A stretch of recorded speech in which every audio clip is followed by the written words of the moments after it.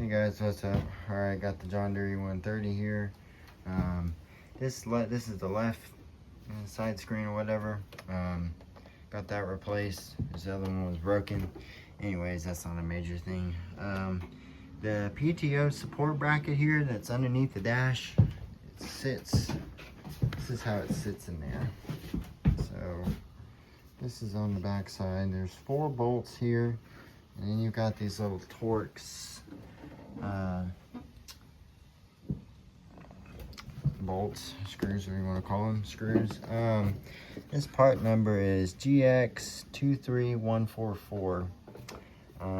Anyways, the problem with these, after some time, and I replaced mine at 564 hours, about 15-20 hours ago, this end here lost its, it just kind of lost its structure.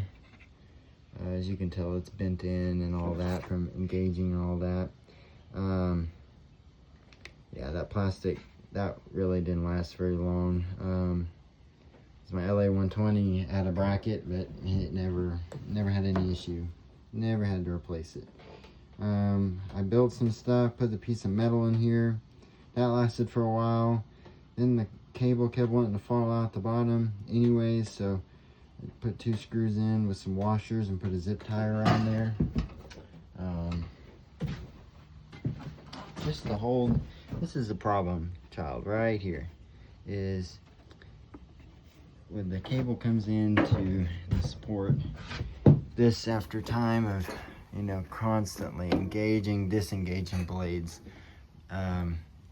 it gets weak and it doesn't hold anymore. So I finally just decided, you know what, I'm gonna be better off if I just get a new get this new PTO support. So I did that. And basically what you have to do is you have to take all 5 of these little Torx bolts out. Then there's 4 10mm bolts that, if this thing sits in there like this, they're 1, 2, 3, 4. And so you take those out, and you got to take this plug off. This is the safety plug for the this is for the PTO. You don't have to take out, if you have your safety switch, your reverse button still installed. Some people do, some don't. You can unplug the hour meter. You're gonna have to unplug the key switch wiring, and then you're gonna have to take the steering wheel off. And you have to take, once you get all this loose down here, there's a little 8mm bolt right down here that holds the PTO lever here to the cable for engagement. Yeah, that has to come out. Then you have your steering wheel off.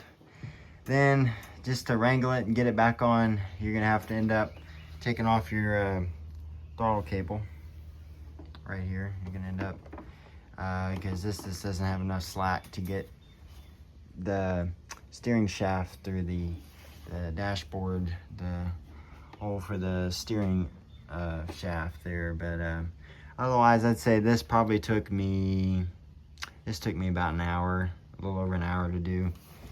So anyways, that's done. The next thing I've got to replace on this mower, 560 hours, is the steering shaft bushing. It's down at the bottom here.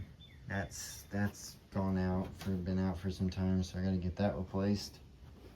Then the next thing, I'm probably just gonna go until I can't go anymore and these things fall off, because these are about 120, 150 bucks or something like that for the OEM John Deere push rods. Tie rods here. So gotta. These are getting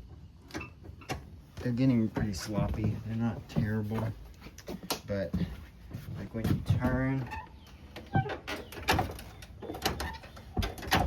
you'll see how this probably moves. It moves about that much, even though this little rubber bushing is gone.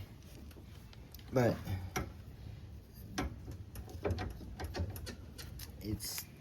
it's kind of wearing out. So probably gonna end up replacing that before too long, next year or two.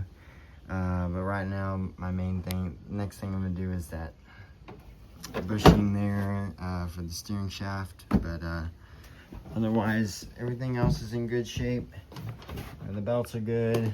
It's got a fresh service. I guess the only other thing I could do, which I've never done, this has not had it done in its lifetime, and I probably should before I send a push rod to the moon or through the side of the block. You know, there's no issue with it starting. It starts right up. There's no hesitation, no nothing, no rough running. And that's kind of why I haven't messed with the valves, because it's not a problem right now, but I probably am gonna need to do that soon.